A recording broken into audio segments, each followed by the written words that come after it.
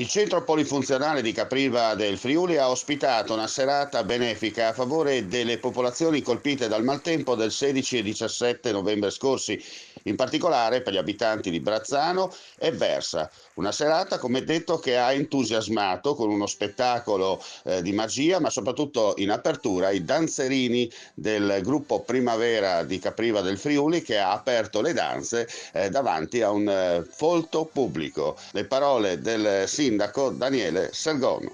Sì, guardi, è stata una cosa bellissima perché l'idea è nata proprio dal nostro concittadino Signorelli Luigi, il mago Luis, mago professionista che ha lavorato in tutto il mondo in questi anni e che insomma mi ha telefonato dicendomi dobbiamo fare qualcosa per le comunità di Brazzano e Versa, ti do una mano io, ti chiamo una serie di amici, artisti e maghi da tutta Italia, li ospito io e voglio fare questa cosa a Capriva e quindi noi abbiamo chiaramente accolto con grande piacere. Ecco, quello che conta, i telespettatori da casa non possono vederlo, ma c'è già tanta gente fuori che aspetta.